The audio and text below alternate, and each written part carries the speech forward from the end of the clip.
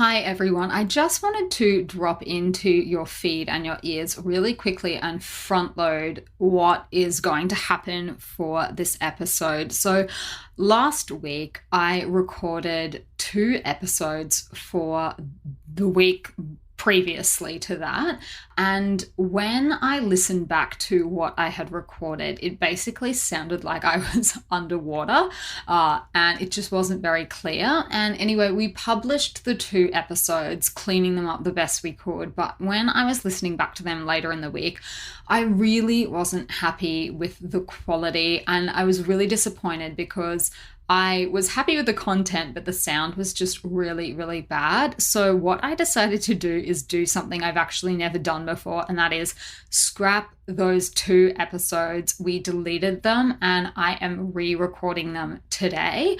So if you have already heard this content, if you've already heard the episode from last week, I am going to be going over the same stuff.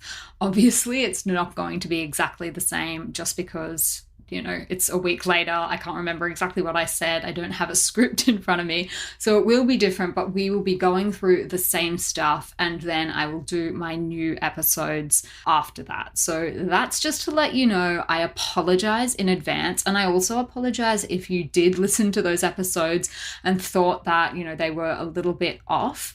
It wasn't the same quality at all as the ones that I normally record. So I am crossing my fingers that today's episodes will be crystal clear in your ears and not sound like I am drowning or at the bottom of a moat somewhere recording them. So without any further ado, I would love to welcome you back to the Korean Beauty Show podcast. I am, of course, your host, Lauren Lee, Kbeauty expert, founder of Style Story, your online go-to where you can shop, learn, and explore the world of Korean skincare, and your guide to what is going on in K-beauty news headlines. So to jump straight into it, the top headlines were that iconic Korean skincare store Laneige is closing its doors. So if you haven't been to Korea for a while, you may not have realized or noticed some of the things that I have been noticing over the past few years. And so firstly, what happened was back in about 2017, Laneige changed its name. So it was originally Watsons. So the same Watsons that is in Malaysia, Hong Kong, Taiwan. It was Watsons. And then they changed the name to Laneige, which was a little bit confusing, but they did that because it had originally been purchased as a joint venture. And then GS Retail, who was a local player in the Korean market, acquired it in 2017. So they changed the name. And a few years ago, they had as many as 200 stores. Like, it was really easy to come across Laneige. And what I have been noticing in the past couple of years is just that it's harder and harder to find the stores. It used to be that you could pretty much stumble across them walking around Seoul, and that has not been the case for quite a while. Only a couple of months ago, I was looking for something that only Laneige stocked, and I typed it into my Naver map, which is our version, I guess, of Google Map here in Korea, and I was shocked that the nearest one to me was ages away, and that never used to be the case. So it turns out that the business has been in all sorts of trouble for a couple of years now. Only 34 stores remain in the post-pandemic era, if we can call it that. I mean, we're still kind of in it, but the worst of it is technically, fingers crossed. I'm probably jinxing us, aren't I? All right, let's just say where we're currently at in 2022, only 34 stores remain. And it turns out that their sales have just been decimated. Sales fell by as much as 40% in some quarters. So what that has led is GS Retail to make the decision to just close the business altogether. And so that will happen by the end of November 2022. And the reason that this is pretty problematic for the local market is because it leaves CJ Olive Young with a monopoly.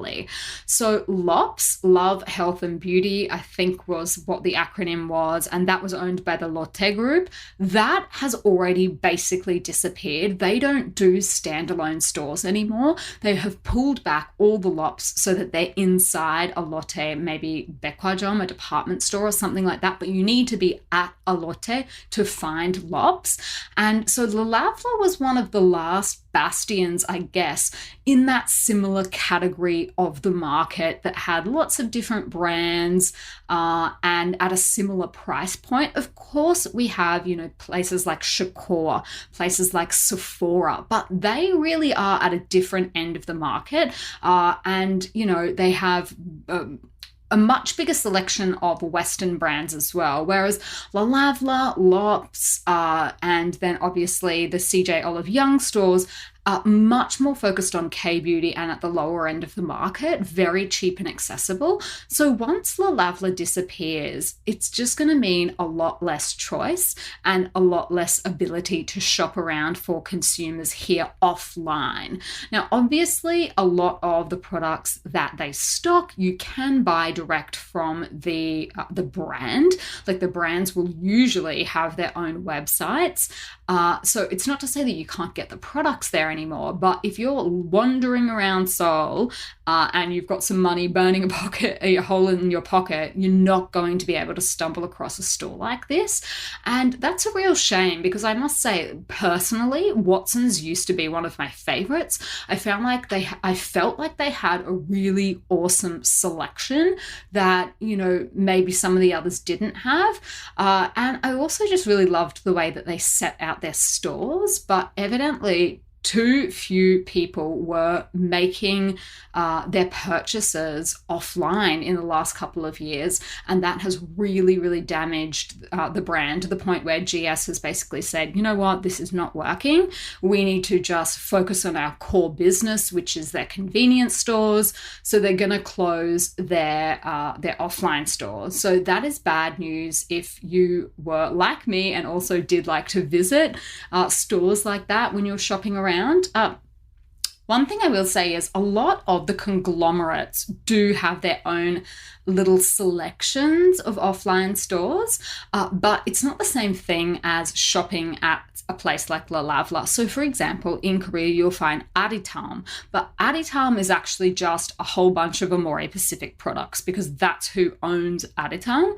So that is not the same. Like, go for gold if you love like Laneige or brands like that. But if you are wanting to shop outside the Amore Pacific umbrella, you won't find other products there. And the same goes for Nunk, NUNK, which is Able CNC's one that stocks predominantly Misha and Apure, because that's their brands. I've seen other stuff at Nunk before, but like, they're not huge. They don't have anywhere near the breadth or scope of stores offline that Le Lavla had. So I, for one, was really sad to see that in the news last week. So that is what has been going on here in terms of offline retail. Now, the other thing that made the news headlines last week was yours truly. So I was actually interviewed a couple of weeks ago by Better Homes and Gardens, and they actually published two different articles. One was an article running through my top tips for Korean facial massage to help eliminate bloating and puffiness. And then the second article was an article with a couple of different experts talking about how to make yourself look less tired after you've had a night with no sleep. So I'll have links to both of those in the show notes. You can go and check them out if you are after some tips and tricks. I also did a podcast episode a while back just on Korean facial massage. So scroll back through your feed if you're particularly interested to learn more about that, because we had a whole dedicated episode to it. And I'm going to say not that long ago, but you know what, time, who knows, it could have been last year. Scroll your way through and you will find one called something like Korean face massage or Korean facial massage. Now, the other really, really interesting article that caught my attention was an article by CNN reporting on the trend of virtual influencers in Korea.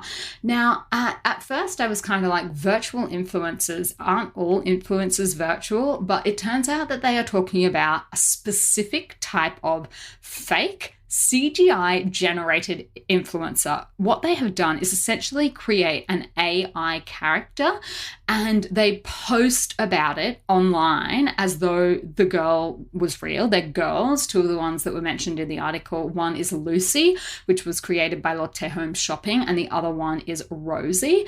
Now, I've got links to their Instagram accounts in the show notes, and honestly, it is wild. These people look 100% real. They look like they've had surgery, but they don't look like fake humans. And essentially they're like going about their day in inverted commas. They are, doing things, they're going on holidays, and they're posting about it. And the companies have created these fake influencers, these virtual influencers on purpose. And a couple of the reasons that they gave for having created them is that, first up, unlike real influencers that often find themselves like embroiled in scandals, these ones are completely scandal-free. They never come out with, crazy videos about, beef or tea or anything going down, because obviously they're fake, right?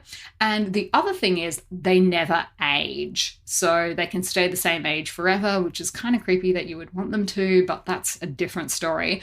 And the other reason that the companies were giving about why they prefer these type of influencers to the real thing is because they were saying they're much easier or cheaper to shoot content with, because they don't require model fees, makeup, hair, destination, catering, all of that sort of thing. And then there's all the post editing and whatnot. So that was one of the reasons that they were giving. They liked the fact that they didn't age.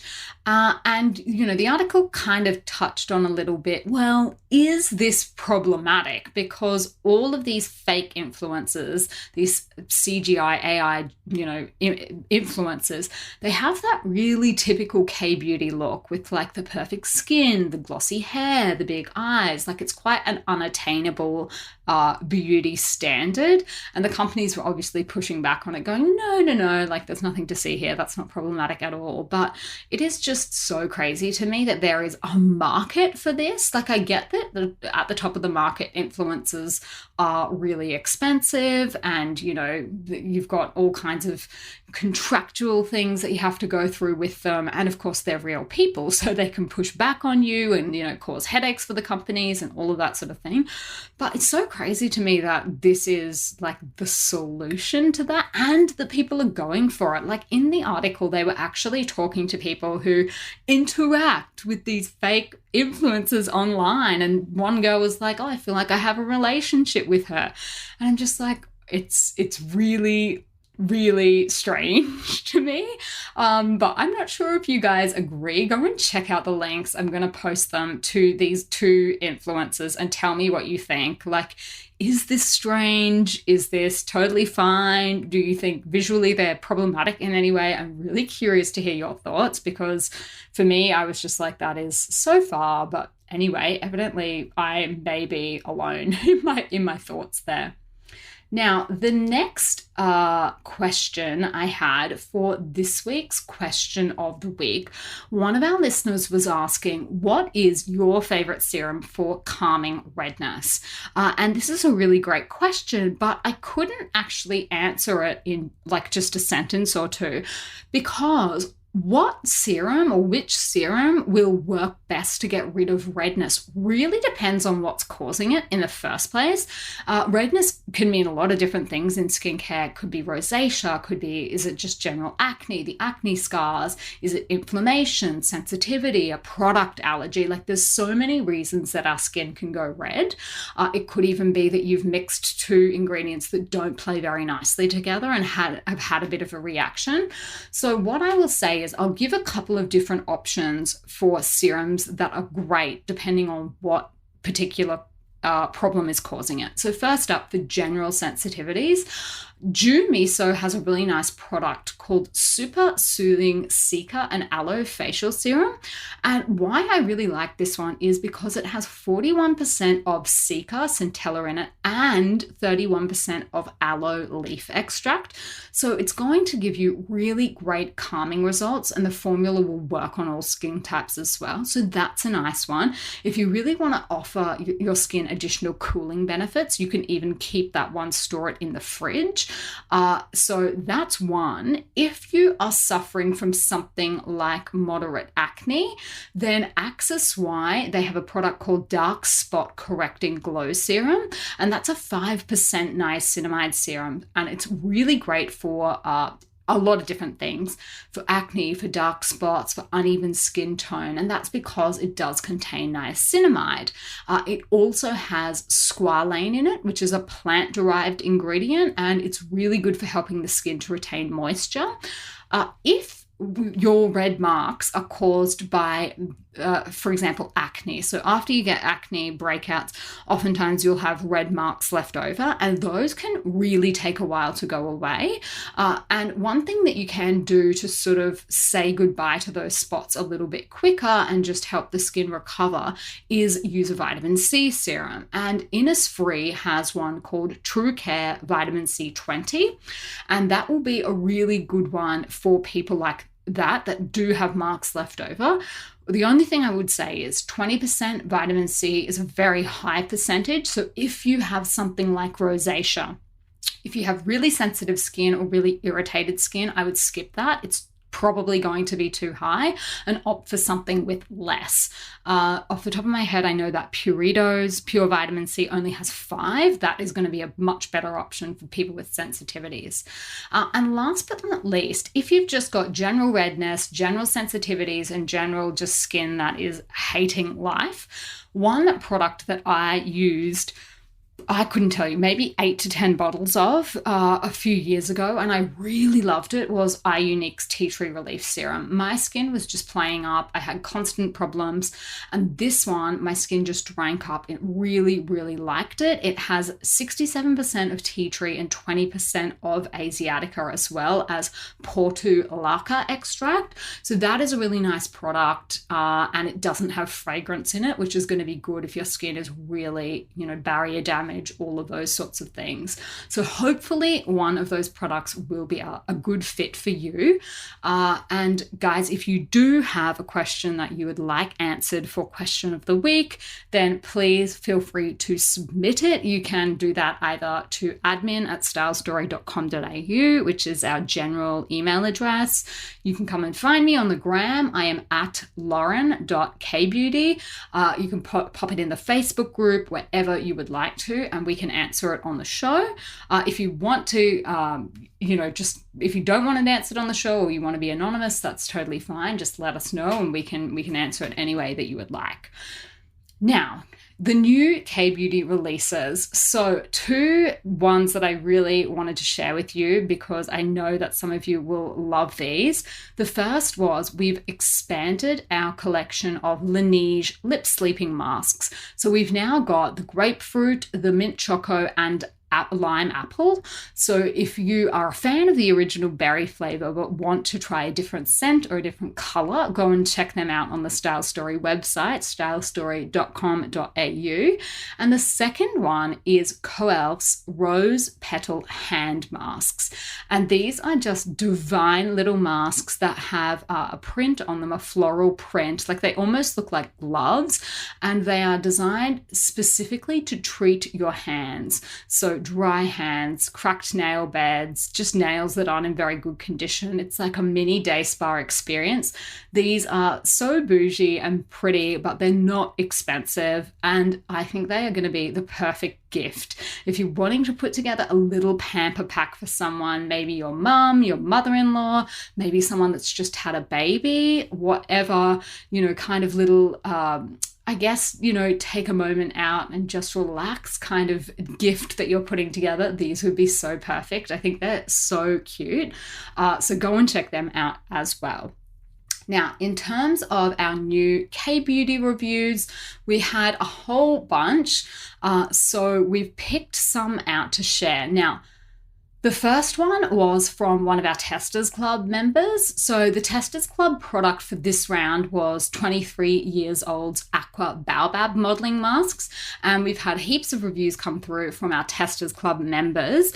We are about to launch the next round of Testers Club. So if you haven't already, make sure that you sign up to Style Stories newsletter list so that you can be on the list when the next round opens. If you're interested in testing out some new products, sharing your honest opinions of them, that is what Testers Club is all about.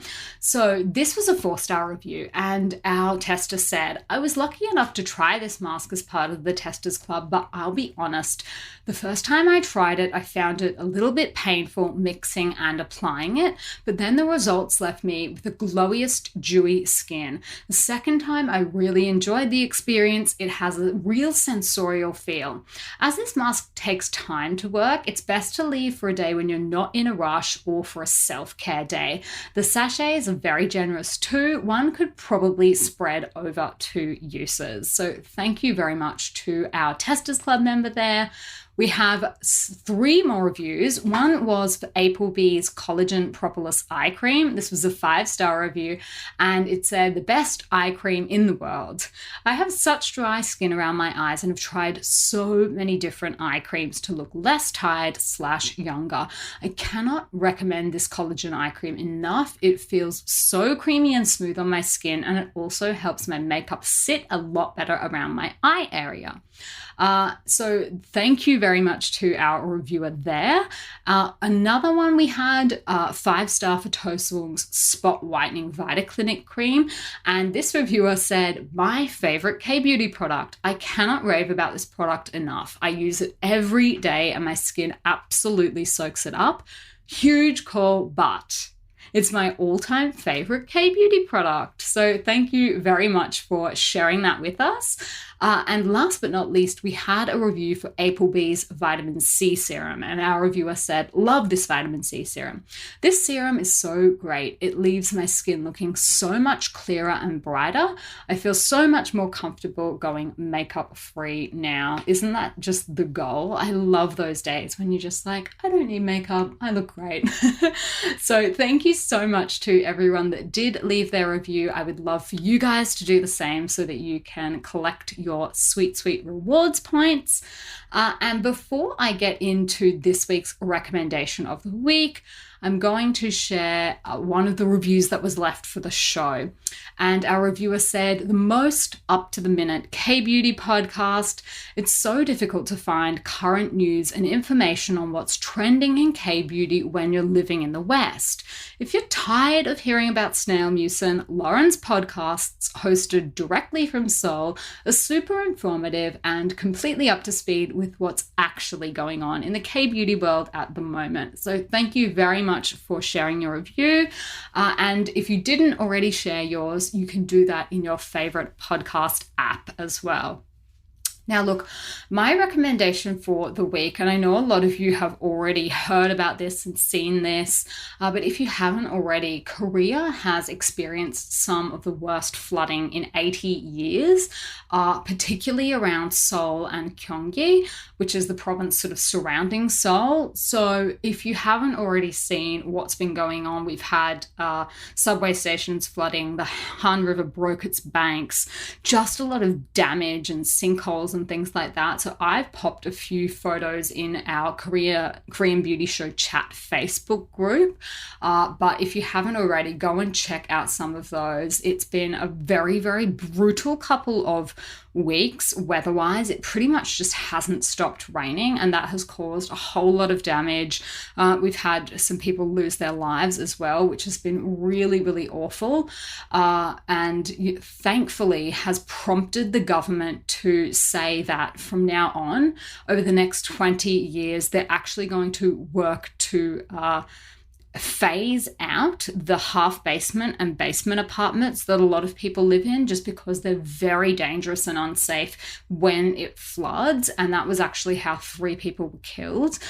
So if you've seen the movie Parasite, you will know that the poorer family in that film, their basement apartment or their half basement apartment flooded when it rained. And the family that ended up losing their lives here in Korea actually lost their life basically in that situation. So it's just awful.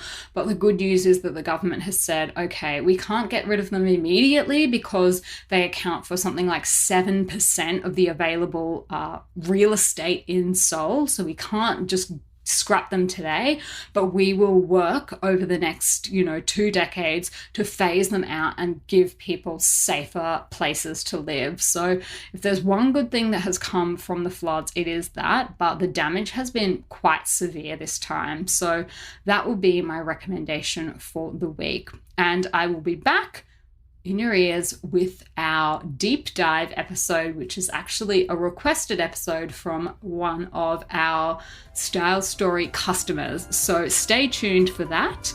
And in the meantime, I will see you on Style Story.